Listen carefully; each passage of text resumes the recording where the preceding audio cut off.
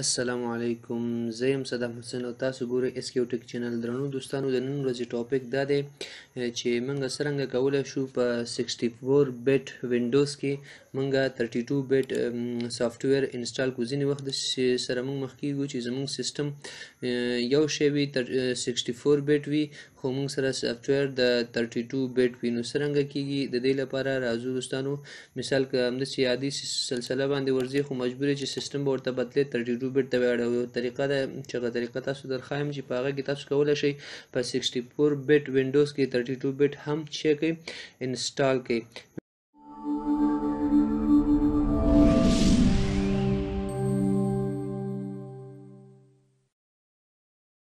د دې لپاره راځو په دې سرچ بار کې تاسو دلته ولیکئ چې ولیکئ وینډوز فیچر ولیکئ، وینډوز فیچر.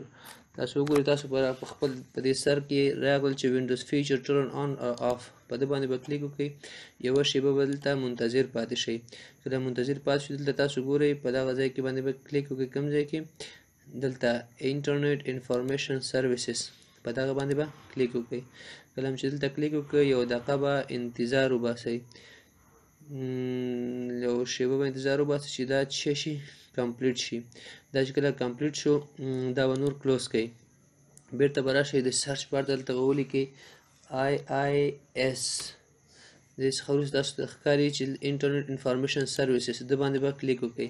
کله چې د باندې کلیک وکړئ، دلته رایټ کارنر ته به راشئ، دلته ګورئ ستاسو ډیسکټاپ دلته ښکاره شي. کله ډیسکټاپ ښکاره شو، دلته دغه ځای باندې به کلیک وکړئ.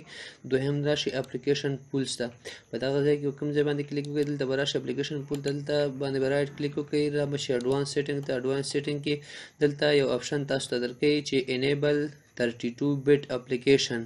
دا بای ډیفالت ما ترو کړی دی، بای ډیفالت دا چې وي فالس وي. مثال دا دویم وي، تاسو دغه چې فالس دی دا به چې ته واړوئ، دا به ټرو ته واړوئ. ټرو نه وروسته په اوکې باندې به کلیک وکړئ.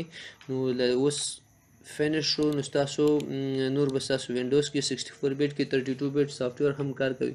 دوستانو، که چېرته ویډیو مو خوښه شوې، ویډیو سره ضرور لایک او شیر کړئ، تر څو نورو ملګرو سره هم شریک کړئ چې هغوی هم ورڅخه استفاده وکړي.